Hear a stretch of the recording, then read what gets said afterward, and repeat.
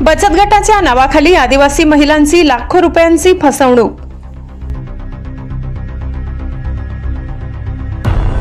पिंपळनेरमध्ये गुन्हा दाखल।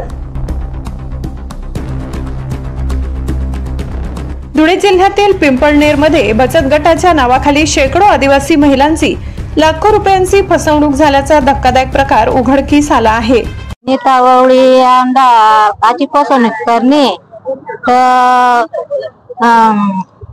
बचत गट ना आता नाव करेन आमना अशी दुसऱ्या बँकस माहिती अशी फसवणी तर ती काय करणे काय ना त्या पैसाच ना आमला सांग निभी ना दका निभी ना त्या पैसा आणि बट आमना कागदपत्र ती सावळी बोले आमना पैसे लिहिले नाही आणि कोणता बँक माहिती काढणे काय काढणे तर त्या पैसा आला आता बँकवाला येणार तर आम त्या पैसा कथान भरत बट आमना पैसे त्या पैसा ना असत आम कथान भरत त्या पैसा नेतावळी तुम्ही काढी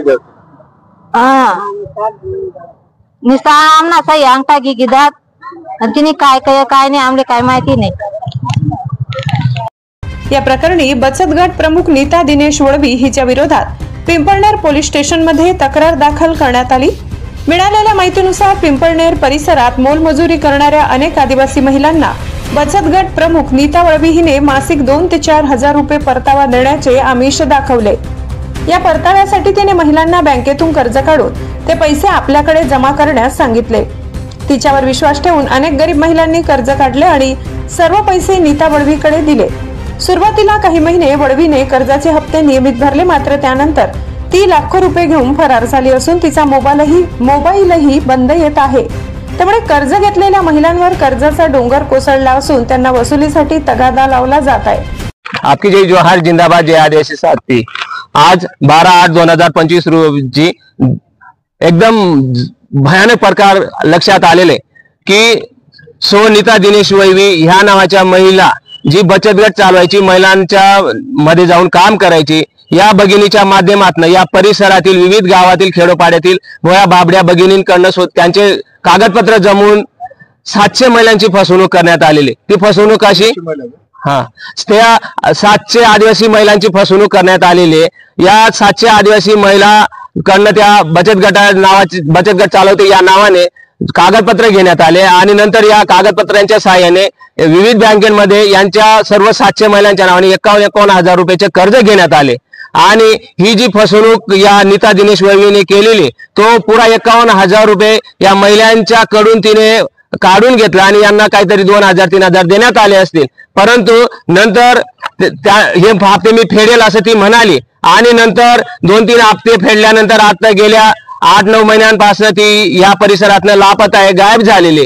म्हणून संदर्भित बँकेचे एजंट लोक या 700 महिलांच्या घरी जाऊन तो पैसा वसूल करण्यासाठी जात आहेत, कारण त्यामुळे या महिलांना वाटलं की जिला आपण पैसे दिलेले ते गायब झालेले आणि म्हणून या खूप अडचणीत येऊन गेलेले आहेत, कारण हातमजूर आहेत आणि एवढा पैसा त्यांच्याकडे नाही। म्हणून त्या सर्व महिला आज पिंपळनेर पोलीस स्टेशन या ठिकाणी जमा होऊन त्यांनी पिंपळनेर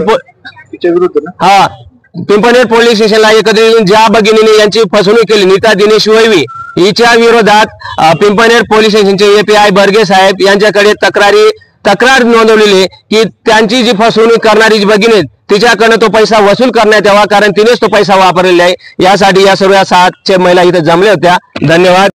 आपली फसवणूक झाल्याचे लक्षात आल्यावर पीडित महिलांनी नीता वळवी विरोधात पिंपळनेर पोलीस ठाण्यात तक्रार दाखल केली आहे। पोलीस या प्रकरणाचा पुढील तपास करत आहेत। ब्युरो रिपोर्ट, पिंपळनेरचा संपादक अनिल बोराडे।